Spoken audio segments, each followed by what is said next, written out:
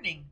I'm Nancy, and I'm the owner operator of Metro Learning Solutions, which is a brain training center in the Des Moines, Iowa metropolitan area. Many of you know, but for those of you who don't, every Wednesday I have a segment called Why Wednesday, in which I try to explain a little bit about learning issues and how they can be supported and drastically change the experience, drastically change for someone who is having an issue with learning. I try to give some information about brain training specifically so that you who are watching this can determine whether or not it might be a useful intervention for you or someone you know. And lately I've been going over chapters in this book, which was written by the founder, Dr. Ken Gibson. It's a very well written, easy to understand handbook about learning issues, what we know about the brain, what we are continuing to learn about the brain, and how we can change the experience that someone is bringing to learning. I've previously gone over chapters 1 and 2, so today, naturally, it's going to be chapter 3, which is entitled Understanding Learning Difficulties. The basis of this chapter is the following. Students struggle for a reason. Most often, the key to solving a persistent learning challenge is to strengthen a person's basic cognition or processing. If I have time, I'm going to answer 5 questions. If it goes a little long, next week's episode will continue this chapter. But I want to answer 5 questions. Number 1, what are cognitive skills? Number 2, how are cognitive skills like learning tools? Number 3, how do these cognitive skills impact performance and success in life and in the classroom? Number 4, how can we determine the strength of cognitive skills? And 5, which cognitive skills are most important for success? So let's get started. Number 1, what are cognitive skills? Cognitive skills are not at all the same as academic skills or the subjects taught in school. What's taught in school is academic knowledge, and that consists of what a person knows about a certain subject. And that's easily tested through classroom tests, standardized tests, state assessments, etc. But there is a big difference between academic knowledge and cognitive skills. Cognitive skills are the mental capabilities a person needs to successfully learn academic subjects. They are the necessary underlying skills that all people need to efficiently process and learn, to read, to think, to prioritize, to understand, plan, remember, and solve problems that come up day to day, either in life or at school. When cognitive skills are strong, academic learning is fast, easy, efficient, and even fun. Kiddos should enjoy learning. Conversely, when they are weak, academic learning will be a struggle because they are the essential tools for learning. Now, keep in mind, learning is a cognitive function. Everything that we do, everything we experience, we process with a variety of cognitive skills. If these are strong, things kind of make sense. If they aren't, things are frustrating. They need to be strong for an individual to maximize learning and life. Okay, so on to question number 2. How are cognitive skills like learning tools? And we're going to talk about the quality of a child's learning tools or these cognitive skills. The quality of these learning tools determine how he or she will do at school. So let's take it out of the classroom. Just try to imagine if you were trying to build a doghouse with just a hammer and a screwdriver.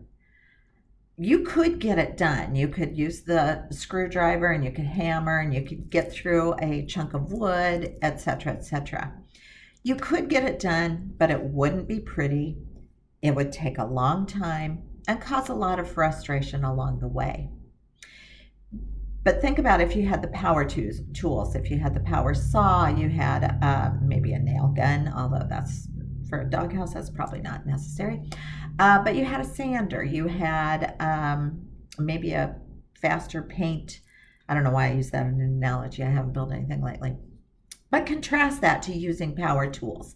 You would be much faster and you'd end up with a better product that you would be proud of. Learning is very similar. If you have strong foundational skills and the tools necessary, learning makes sense and is relatively easy to accomplish. But if the foundational skills are not strong, it takes longer, many repetitions, and is hard for accomplishments to be realized. There is some good news, and that is the cognitive skills someone has at this point in their life can be measured, targeted, changed, and improved. So anyone can learn to and work faster, easier, and more efficiently. How do we know that? We know that through testing of more than 100,000 clients that have gone through our programs. And we also know this through the use of MRIs, anecdotal reports from parents and students. Okay, so that takes us to question number 3. How do cognitive skills impact performance and success?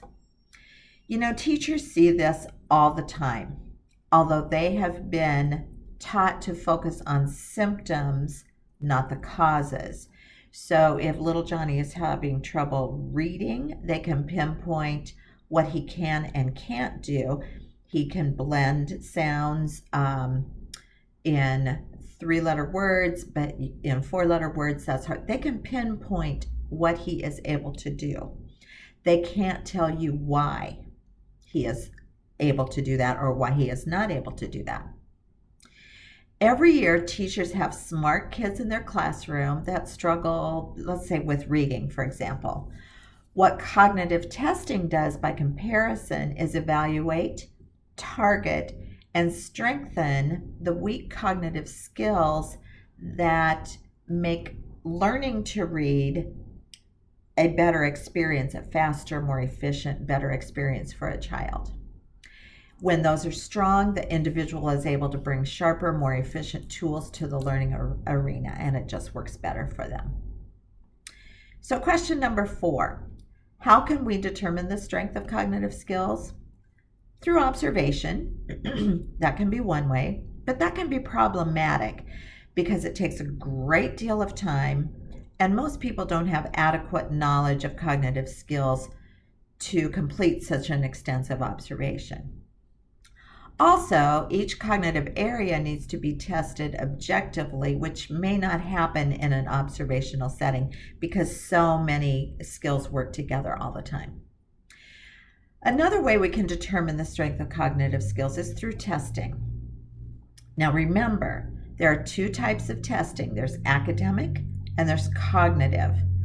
Academic testing evaluates acquired knowledge, and cognitive testing identifies and measures specific levels of underlying skills that a person uses to gain academic knowledge. So that's what we here at Metro Learning Solutions measure and evaluate. A cognitive test will uncover why troubles exist and can answer the question, what can be done to overcome it?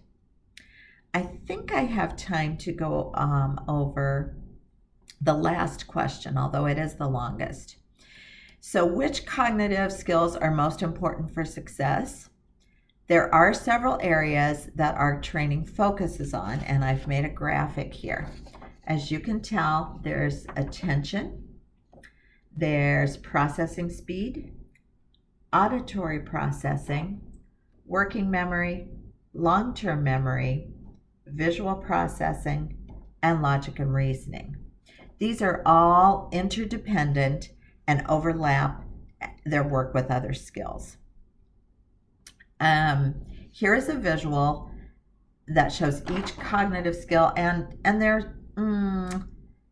their specific function, although that's a little kind of a gray area because several work together. There may be other things that overlap that I haven't written down here. It's just a simple graphic.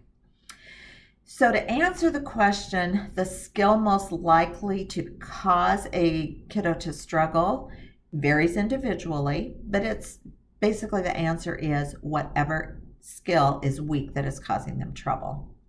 If you'd like a picture of this graphic, let me know. I can email it to you.